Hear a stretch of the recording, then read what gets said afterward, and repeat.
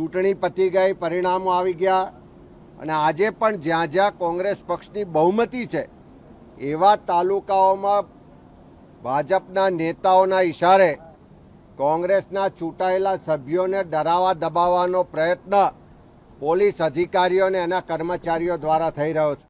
જ્યાં દર્શક મિત્રો વિડીયોમાં તમારું સ્વાગત છે। હું છું ખાસ દોસ્ત તમારો ન્યૂ તુલસી બિલ તમારી સાથે મિત્રો, જે અત્યારે ચૂંટણી પતી ગઈ અને પરિણામો આવી ગયા અને કોંગ્રેસ પક્ષના જે એવા મોહબ્બતના એવા તાલુકામાં જે ભાજપના ઇશારે જે કોંગ્રેસના ચૂંટાયેલા સભ્યોને જે એમને હેરાનગતિ કરવામાં આવી રહી છે અને એમને ધમકાવવામાં આવી રહી છે। ત્યારબાદ રાજુ રમણા જે ગાંધીનગર પોલીસ સ્ટેશને જઈને શું લેખિતમાં આપ્યું અને ત્યાં પોલીસ સાથે શું વાતચીત કરી અને શું લેખિતમાં આપ્યા તે આપણે જોઈશું, પછી આપણે છેલ્લે મળીશું। ગુજરાતમાં છેલ્લા કેટલાય સમયથી પોલીસના અધિકારીઓ કર્મચારીઓનો જે રોલ રહ્યો છે, જેની જવાબદારી છે કે પ્રજાની સુરક્ષાની, કાયદો વ્યવસ્થા જાળવવાની, એના બદલે ભારતીય જનતા પાર્ટીના નેતાઓ, મંત્રી ને ગૃહમંત્રીના ઇશારે જાણે ભાજપના કાર્યકરો બન્યા હોય, કેસરી ખેસ પહેર્યો હોય એવી રીતે કેટલાક અધિકારીઓ અને કર્મચારીઓ કામ કરી રહ્યા છે। સ્થાનિક સ્વરાજની ચૂંટણીઓ દરમિયાન પણ જોયું છે કે ફોર્મ પાછા ખેંચાવાથી લઈ, ચૂંટણીના પ્રચાર પ્રસારના સમયથી લઈ અને મતદાનના દિવસે પણ પોલીસના અનેક અધિકારીઓ, અનેક જિલ્લામાં એલસીબી એસઓજીના અધિકારીઓ કોંગ્રેસના કાર્યકરોને, ઉમેદવારોને હેરાન પરેશાન કરવામાં, ડરાવવા દબાવવામાં કંઈ પણ જાતનું બાકી નહોતું રાખ્યું। ચૂંટણી પતી ગઈ, પરિણામો આવી ગયા અને આજે પણ જ્યાં જ્યાં કોંગ્રેસ પક્ષની બહુમતી છે એવા તાલુકાઓમાં ભાજપના નેતાઓના ઇશારે કોંગ્રેસના ચૂંટાયેલા સભ્યોને ડરાવવા દબાવવાનો પ્રયત્ન પોલીસ અધિકારીઓ અને એના કર્મચારીઓ દ્વારા થઈ રહ્યો છે।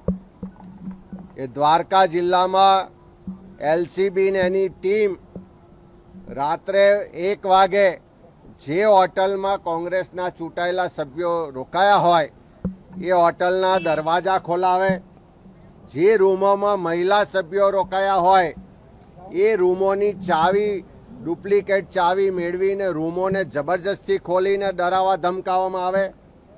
એ જ રીતે તાપી જિલ્લામાં કોંગ્રેસની ઓફિસમાં જ્યારે સભ્યો મિટિંગ કરતા હોય ત્યાં આવીને પોલીસ ડરાવવા ધમકાવવાનો પ્રયત્ન કરે।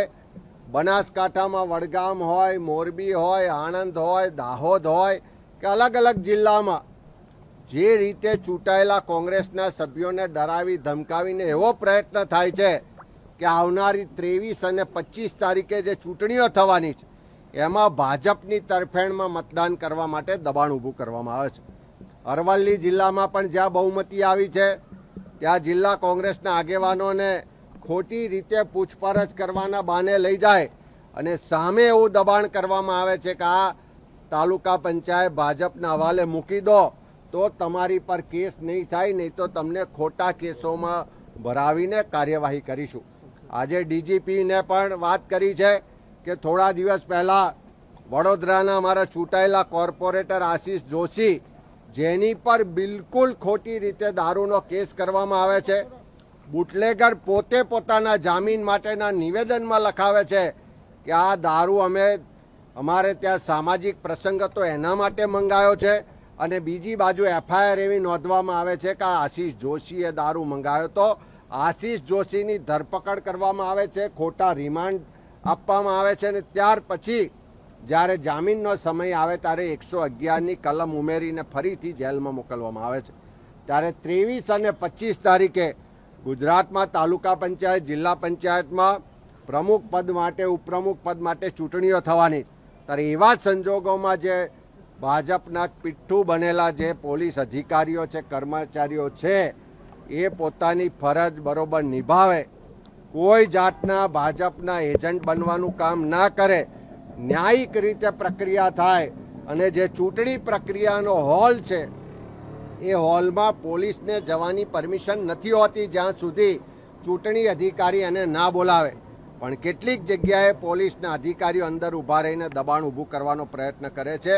ત્યારે ડીજીપીને આજે રજૂઆત કરી છે કે 23 અને 25 તારીખે આવું ના બને એની કાળજી રાખે, સૂચના આપે અને જે પણ આવા અધિકારીઓ સામે આખી ચૂંટણી દરમિયાન અમે ફરિયાદો આપી છે, પુરાવા આપ્યા છે, એની સામે ઇન્ક્વાયરી કરીને કડક કાર્યવાહી કરવાની માંગ કરી છે.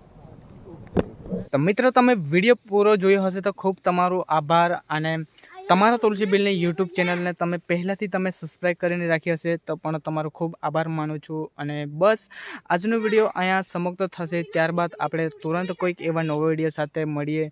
તો બસ આજનો વિડીયો અહીંયા જ છે. અને જો તમારે કંઈ બી પ્રકારની એવી જાહેરાત આપણે ચેનલ ઉપર દર્શાવવાની હોય તો તમારા તુલસી બિલનું કોન્ટેક્ટ નંબર મેં કઈ વારના વિડીયોમાં પણ આપી ચૂકેલ છું. અને ત્યાં અંદર ના મળે તો આ બ્લોગો પર તમે આપણી યુટ્યુબ ચેનલને બ્લોગો પર તમે દબાવો એટલે તે નંબર તમને દેખાય છે. અને તે જ નંબર ઉપર તમે ચાહે વોટ્સઅપ મેસેજ કરો, ચાહે તમે ફોન કરો, તુરંત તમને રિપ્લાય મળી જશે. અને તમે કહેશો એ પ્રકારની વિડીયો બનીને આપણી યુટ્યુબ ચેનલ ઉપર આવી જશે. ત્યારબાદ બસ આજના વિડીયોમાં આટલું છે. ત્યારબાદ વિડીયો અહીંયા સમાપ્ત થશે. અને હજુ પણ હું કહું છું કે મારી યુટ્યુબ ચેનલ ઉપર તમે નવા આવ્યા હોય તો મારી યુટ્યુબ ચેનલને તમે સબસ્ક્રાઈબ કરી લેજો. ત્યાંથી તમારા તુલસી બિલની યુટ્યુબ ચેનલ ઉપર મિક્સ કોન્ટેન્ટના વિડીયોની નોટિફિકેશન સૌથી પહેલાં તમને મળી શકે. તો બસ આજનો વિડીયો અહીંયા સમાપ્ત થાય છે. ત્યારબાદ તુરંત કોઈક એવા નવા વિડીયો સાથે મળીએ. જય હિન્દ, જય ભારત, જય આદિવાસી.